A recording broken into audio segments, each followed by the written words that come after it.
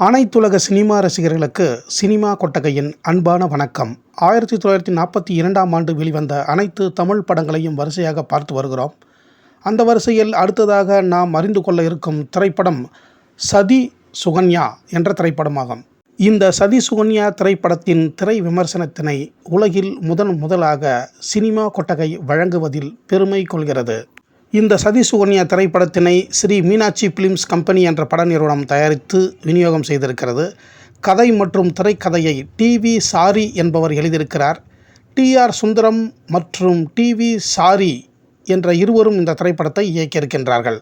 இனி இந்த சதி சுகன்யா திரைப்படத்தின் கதை சுருக்கம் என்ன என்பதை பற்றி பார்ப்போம். பிரபாச தீர்த்தத்தின் அருகில் சயவன முனிவர் என்பவர் பல ஆண்டுகளாக கடும் தவம் செய்து கொண்டிருந்தபடியால் அவரை புற்று மூடிக்கொள்கிறது. அந்த முனிவர் இல்லறத்தை கடைபிடிக்காமல் கடும் தவம் செய்வதால் அவர் மோட்சத்தை அடைய முடியாது, அந்த தவமும் வலிமை பெறாது என்பதை அறிந்த நாரதர் பூலோகத்தில் சர்யாதி என்னும் மன்னன் தனது மகள் மற்றும் மனைவியுடன் உல்லாச பயணம் போக திட்டமிடும் பொழுது நாரதர் அங்கு வந்து பிரபாச தீர்த்தம் போலாமே, அங்கு நன்றாக இருக்குமே என்று அவர்களை அங்கு அனுப்பி வைக்கிறார். உடனே சர்யாதி மன்னன் தன் பரிவாரங்களுடன் பிரபாசத்தை அடைகிறான்.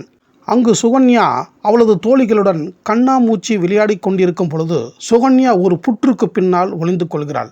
அப்போது அந்த புற்றில் ஏதோ 2 புள்ளிகள் மின்னுவதை கண்ட சுகன்யா ஒரு குச்சியை எடுத்து அதனை குத்துகிறாள்.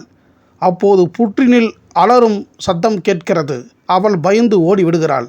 தவத்தை கலைத்ததுடன் தனது 2 கண்களையும் குருடாக்கியதால் கோபம் கொண்ட சயன முனிவர் ஒரு சாபத்தை விடுகிறார்.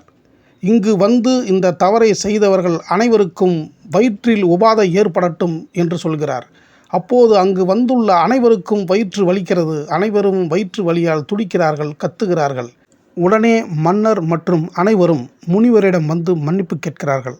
அதற்கு குருட்டு சயனவ முனிவரோ, முடியாது, என் கண்ணை குத்தியவள் எவளோ அவளை எனக்கு மனைவியாக்குங்கள், அவள் இங்கேயே தங்கி காலமெல்லாம் எனக்கு பணிவிடை செய்யட்டும் என்று சொல்கிறார்.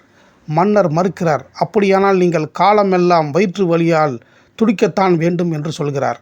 அப்போது நாரதர் அங்கு வருகிறார்.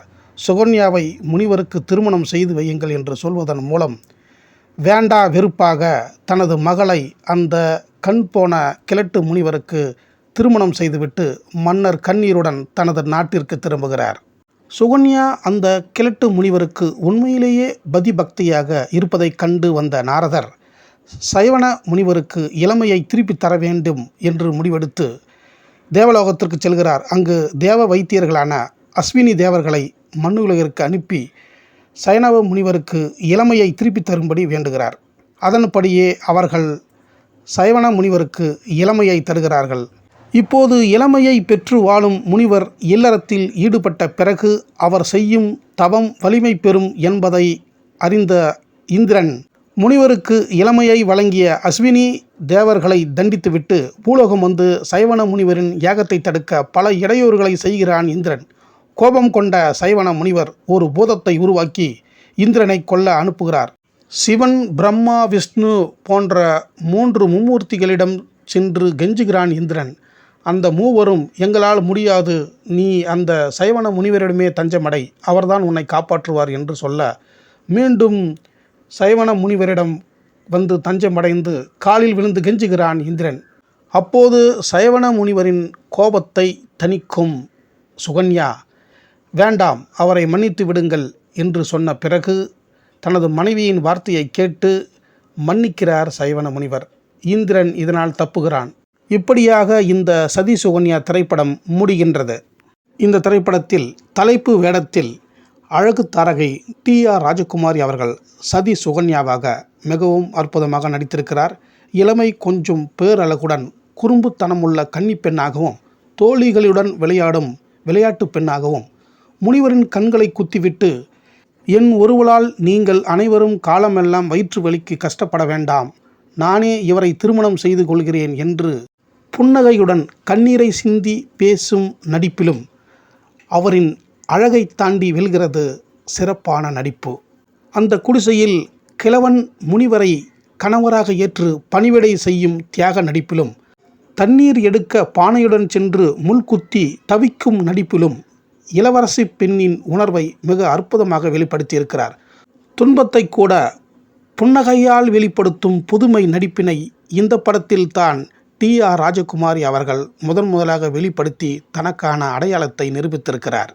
இளம் வயது முனிவராக நடித்துள்ள ஹொன்னப்ப பாகவதர் அவர்களுடன் டி.ஆர். ராஜகுமாரி அவர்கள் பாடல் காட்சிகளில் நெருங்கி நடிக்கும் நடிப்பிலும் காதல் காட்சிகளிலும் அற்புதமான இளமைத்தனமான நடிப்பை அற்புதமாக வெளிப்படுத்தியிருக்கிறார். இந்த படத்தில் அனைத்து பாடல்களையும் சொந்த குரலில் டி.ஆர். ராஜகுமாரி அவர்கள் பாடியிருக்கிறார். தனியாக 4 பாடல்களும், ஹொன்னப்ப பாகவதருடன் சேர்ந்து 4 பாடல்களும் என்று 8 பாடல்களை இந்த சதி சுகன்யா திரைப்படத்தில் பாடி நடித்திருக்கிறார் அழகு தாரகை டி.ஆர். ராஜகுமாரி அவர்கள்.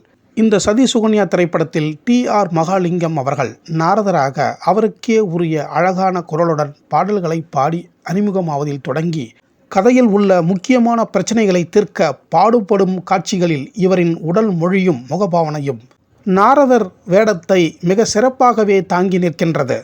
அன்றைய நாரத வேடத்தில் நடிக்கும் நடிகர்களுக்கு இவர் ஓர் சிம்ம சொப்பனமாகவே இருந்திருக்கின்றார். இந்த படம் அத்தனை பெயரை அவருக்கு பெற்றுத்தந்தது. இந்த திரைப்படத்தில் இளம் வயது சயவன முனிவராக ஹொன்னப்ப பாகவதர் இளமை துள்ளல் நாயகனாகவும் காதல் காட்சிகளில் மிக இயல்பாகவும் நடித்திருக்கிறார். சொந்த குரலில் அவர் பாடும் பாடல்கள் அனைத்தும் மிக அற்புதமாக இருக்கிறது. அவரின் குரலை தாண்டிய இளமை அழகு அனைவரையும் கவர்கிறது. அன்றைய பெண்களின் கனவு நாயகனாக கொண்டாடப்பட்ட ஹொன்னப்ப பாகவதர் அவர்கள் கோபமான நேரத்தில் தன் மனைவி டி.ஆர். ராஜகுமாரி சொன்னதும் அந்த கோபத்தை சாந்தமாக வெளிப்படுத்தும் நடிப்பில் படம் பார்த்த அனைவரையும் கவர்ந்திருக்கிறது அவரின் அற்புதமான நடிப்பு. இந்த படத்தில் நகைச்சுவை வேந்தர் காளியன் ரத்னம் அவர்களுக்கு தனி கதை அமைக்கப்பட்டது. படத்தின் தொடக்கத்திலேயே நண்பருடன் கல்லாட்டம் ஆடும் ஏமாளியாக அறிமுகமானவர் தனது தங்கை இளவரசியுடன் சேர்ந்து பிரபாச தீர்த்தத்திற்கு சென்றதும் நானும் வருகிறேன் என்று அடம் பிடித்துவிட்டு தனது தங்கை போனதும் பிறகு அவர் பின்னாலேயே காட்டுக்குள் சென்று ஆதிவாசி கூட்டத்துடன் மாட்டிக்கொண்டு அங்கிருந்து சி.டி. ராஜகாந்தம் அவர்களுடன் தப்பித்து நாடு வந்து சேரும் கதையாக இவருக்கு உருவாக்கப்பட்டிருக்கிறது. அதனுடன் தன் தங்கையை பெண் கேட்க வரும் டி.எஸ். துரைராஜ் அவர்களுக்கு பல சோதனையை கொடுத்து தன் தங்கையை திருமணம் செய்து வைக்கும் காட்சியுடன் இவரின் கதை முடிகிறது. இவருக்கே என்று உரிய அற்புதமான உடல் மொழியும் உச்சரிப்பும் மீண்டும் மீண்டும் ரசிகர்களை சிரிக்க வைக்கிறது. காளியன் ரத்னம் அவர்கள் நடித்த படங்களுள் மிக அதிகமான நகைச்சுவையை பல விதங்களில் கொடுத்த படம் இந்த ஒரு படம்தான். மீண்டும் நகைச்சுவை நடிப்பில் எம்.ஆர். சுவாமிநாதன் இந்த திரைப்படத்தில் நடித்திருக்கிறார்.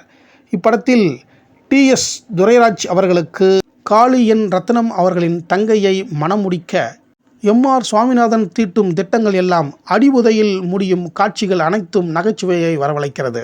எம்.ஆர். சுவாமிநாதன் அவர்கள் நடித்த யதார்த்தமான நடிப்பில் இந்த திரைப்படம் மிகவும் பலமாகவே இருக்கிறது.